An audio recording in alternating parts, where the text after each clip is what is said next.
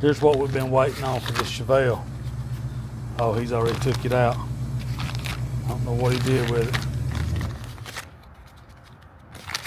Well, it's a little old bitty seal. But I don't know where he put it. But anyway, it goes into the side of the transmission. Let me tell you something. That is the hardest thing that I have ever tried to get out. So Dylan messed with it, and then I messed with it, and we got down to the point that couldn't get it out. So I was messing with my lawnmower, trying to get the hydraulics fixed on it. I changed the fluid and all in it, and that thing is a slow go. So I thought, well, I'll try it again.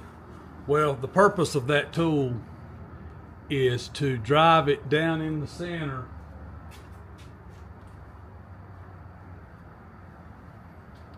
of that little gasket and get locked in. And I mean, I beat and beat and beat and beat until I'm beat. And I would hit it. I mean, I had to put a socket on the end of the tool to get it out far enough to hit it with a hammer because of the header. And so we couldn't get it out, and I told Dylan, I said, you can call it a day. And so he went on home. It's 10 minutes after 7. I have been messing with this thing for, well, at least a solid 30 minutes. I mean, I've messed with it going online, and you know, they make it look easy because it's outside of the car, but I'm here to tell you it's not easy. So, but it's out, praise the Lord. And now all I gotta do is get that area cleaned up and put that new one back in. Let me get you turned around and show you what. You can see that it's open around that shaft now. I just got to get in there and clean that out, and we'll be good to go.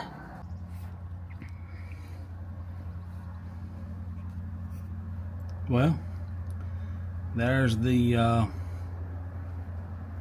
seal is in behind that. It goes over the shaft. Seems to be good to go.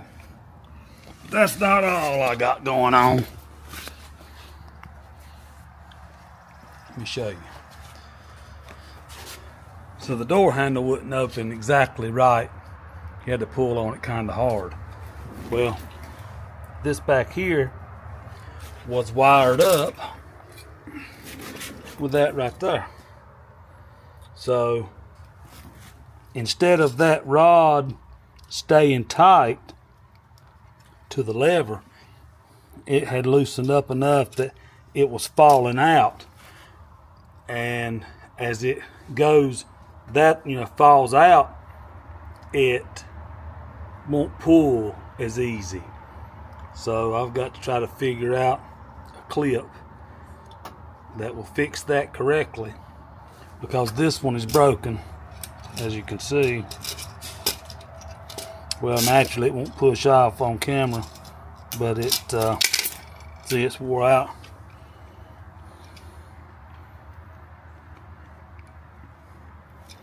So you can buy those clips online, but since this one's wore out, I got something that I'm gonna try and see if that works before I pay $15 for that clip. I think you get 2 clips for $15 with shipping. We'll see what we. Alright, so this is what I come up with. I didn't have no clips that would fit, but as you can see, I drilled a hole in that rod, and it will go through, the rod will go through that bottom hole, and I'll put a cotter key in, and that will hold it tight.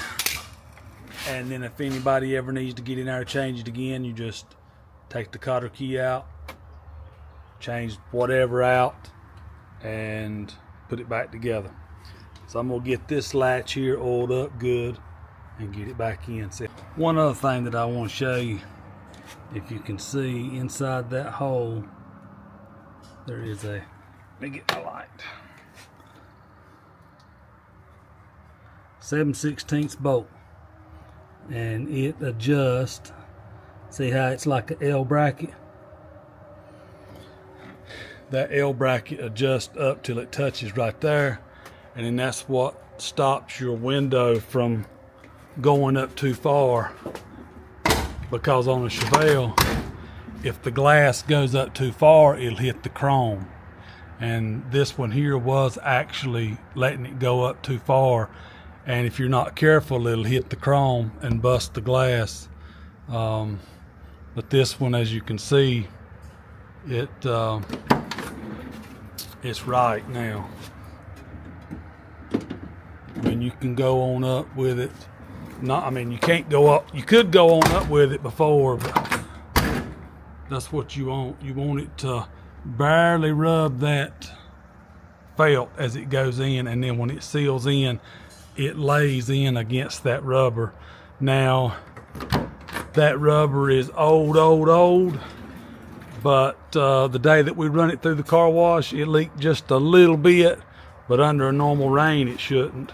Well, I sprayed it off this morning, and it didn't leak anything, so it should be good to go. Now all I gotta do is just test my handle out here and see how it opens from the end.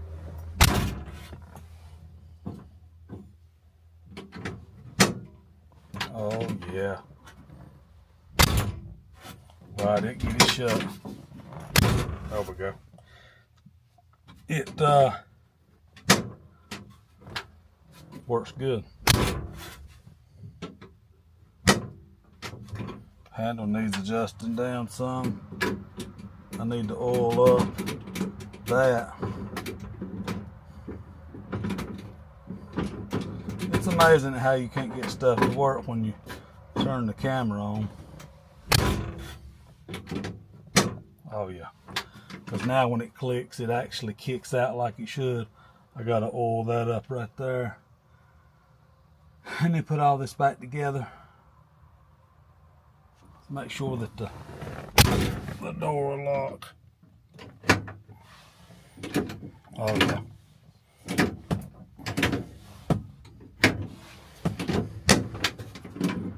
All right, let's put this.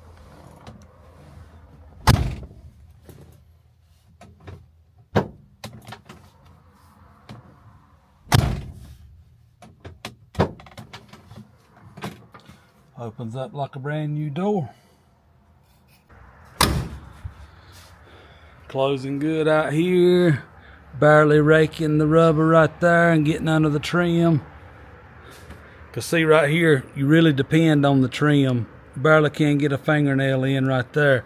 But the way that glass curves in, when it goes and closes, it goes up inside. But anyway, it locks. Everything works. Just got to get it cleaned up now. And then maybe it'll be out of here. What have we got here? So the Chevelle is ready to be picked up tomorrow. It's all cleaned up inside. Glass is clean, carpet's clean.